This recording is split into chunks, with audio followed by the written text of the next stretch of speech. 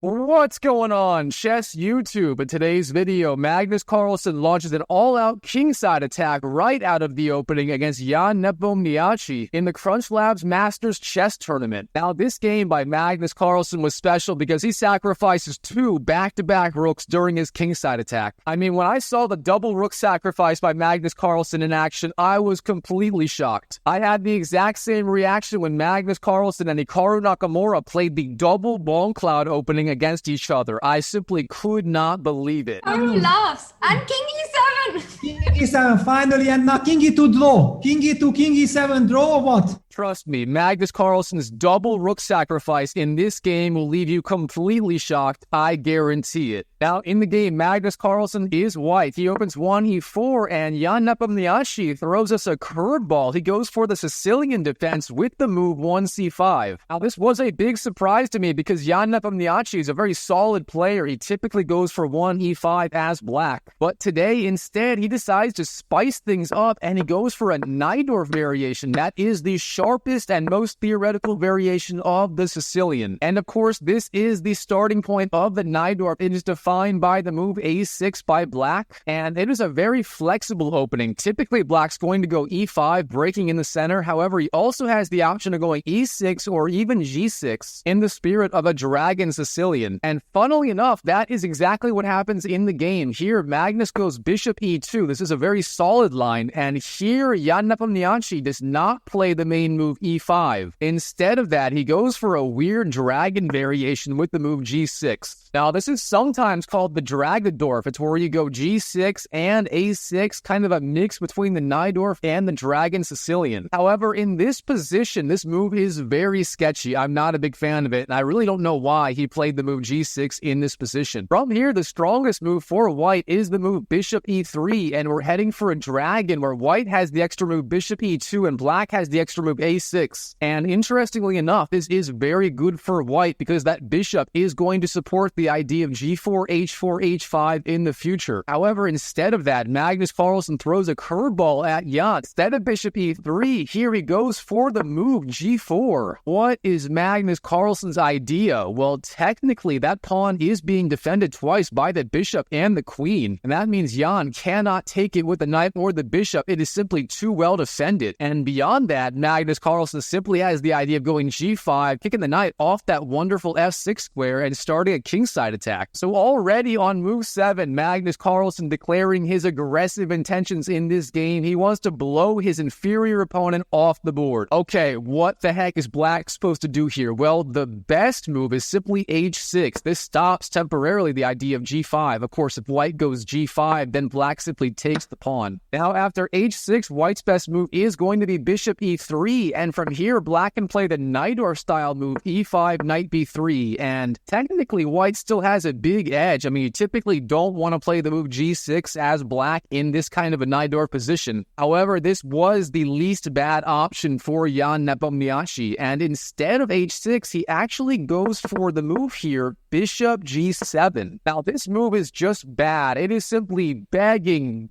Magnus Carlsen to launch forward with the attack, and that is what he does. He goes g5, and already Ian is in a world of trouble. In the game, he goes knight h5. That is the best move, but that knight simply looks terrible on the h5 square. I mean, at any point, Magnus Carlsen could take the knight on h5, giving him double pawns. Now, it is important to note that Magnus Carlsen cannot win a pawn outright if he takes the knight. Then after g takes, white cannot take that pawn on h5, because then after queen takes, this knight on d4 is hanging. Black can take the knight, and black is simply winning. So bishop takes h5 is a permanent threat in this kind of position, but Magnus Carlsen decides to delay that move just a little bit. Instead, he continues with the logical developing move, bishop to e3. Now, from here, Ian goes knight c6, getting that queenside knight into the game and attacking the knight on the d4 square. Now, Magnus has a critical decision to make in this position, and the best move is simply taking on h5, followed by queen d2 and long castles. However, Magnus does not do that in the game. Instead, he plays the slightly dubious move, and that is knight to b3. Now, I don't want to sound like I'm criticizing Magnus Carlsen for this decision, but I kind of am. It's simply not the strongest move, and here black has a very strong idea that almost equalizes on the spot, and that idea is the incredible move bishop bishop takes c3. The idea is after white takes back with the b pawn, black can simply go knight to g7. And now instead of black being the one with double pawns, white has double pawns on the queen side. I mean, this queen side is never going to be fully safe for the white king. But on the other hand, going short castles doesn't look very good either. I mean, that pawn on g4 does not make a good impression. Now, white here still does have an edge. He still does have very good attacking chances. And of course, white has that critical bishop pair, and especially the dark squared bishop, which black does not have in this game. So white is still better. However, bishop takes c3 would have removed most of white's advantage. Now, fortunately for our hero Magnus Carlsen, Ian Nepomniachtchi does not take on c3. Instead, he continues bishop to e6. And this move is very thematic in the Dragon and the Najdorf Sicilian. However, it wasn't the best here. Now, Magnus Carlsen once again has the ability to simply take on the h5 square, but for some reason in the game, he does not do that. He proceeds forward with the move f4. Of course, the idea behind this move is to threaten f4 to f5 at some point in the future and try to take advantage of the awkward placement of the bishop on e6. However, once again here, black has the option of taking on c3, then going knight g7 and giving white those horrible double pawns. But again, Ian simply wants to be destroyed in this game, and for that reason, he does not take on c3. Instead, he goes rook c8. Of course, that is the idea of his last two moves. He goes knight c6, then bishop c6, freeing up the c8 square for the rook. Then he goes rook to c8. And now in the future, black's going to have various ideas of perhaps moving the knight to, I don't know, knight b4, knight a5, somewhere like that. And then potentially threatening either a capture on c3 with the bishop, or even the exchange sacrifice, taking on c3 with the rook.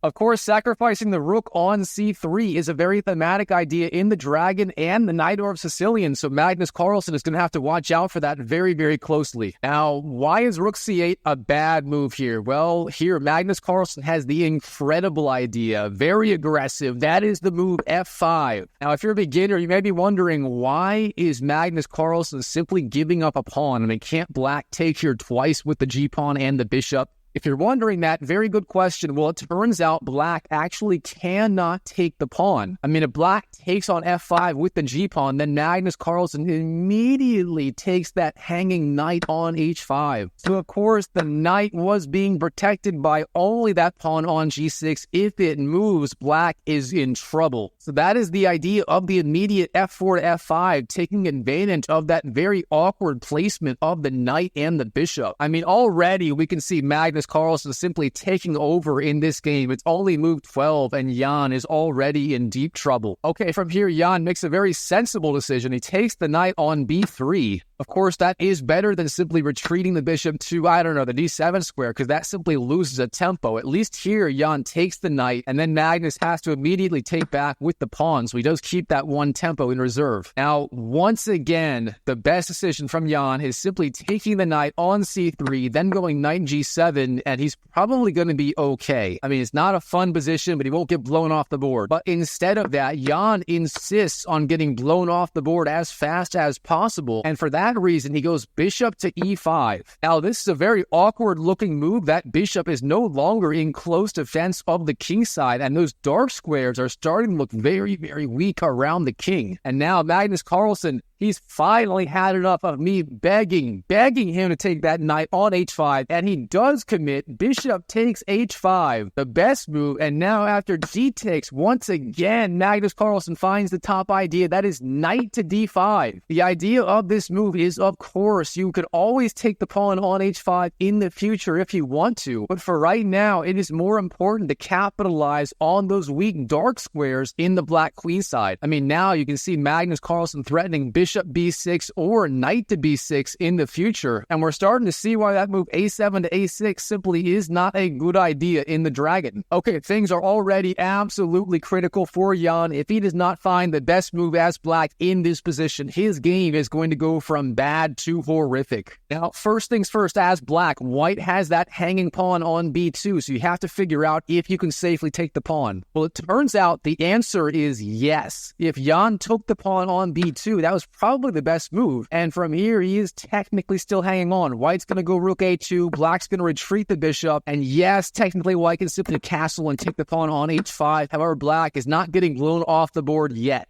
Instead of that, Jan can also go simply h6, trying to challenge that pawn on g5, or rook g8, perhaps with a very similar idea. But instead of that, he decides to create even more weaknesses in his position, and he does that very effectively with the move e6. Now, this move simply looks suicidal to me. I'm sorry, Jan, but you are creating so many weaknesses on the light squares with this idea. I mean, Magnus Carlsen in the game simply takes on e6, and after Jan takes back, he goes queen takes h5. And we're seeing the weakness of the move e6 after f takes.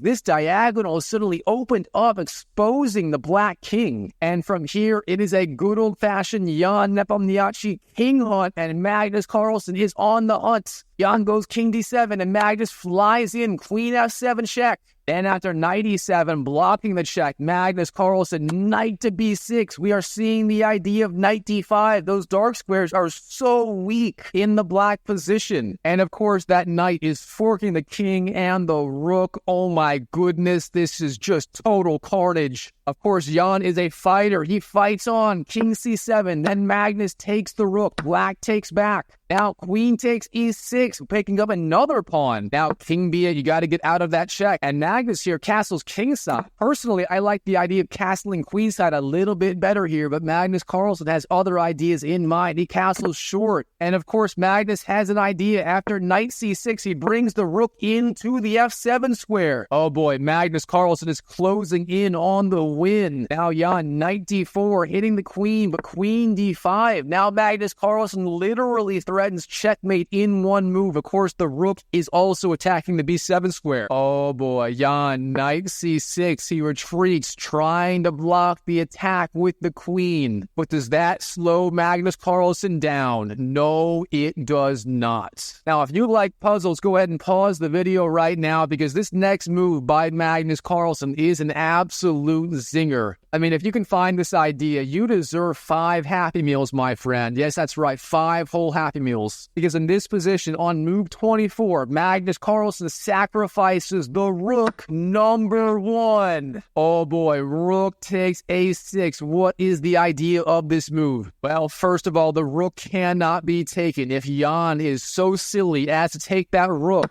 pawn takes rook on a6. Then Magnus sacrifices the bishop on the a7 square. And if Jan takes the bishop, then Magnus Carlsen delivers checkmate on the b7 square. So of course, that bishop is poisoned. You cannot take it. But after king c8, Magnus takes the knight. And finally, after queen c7, Magnus delivers the checkmate. So of course, taking that rook on a6 is simply no good. Instead, Jan defends tenaciously. He goes bishop d4, trying to block the communication of the white pieces. But does Magnus Carlsen give an F? No, he does not. He sacrifices rook number 2. Rook takes b7, and that is all she wrote. In this position, Ian Nepomniachtchi on move 26 resigns to Magnus Carlsen. Here's why. If Jan takes the rook, king takes b7, then Magnus takes the knight, and after king b8, it is checkmate on the a8 square. Wow, what a mating attack by Magnus Carlsen.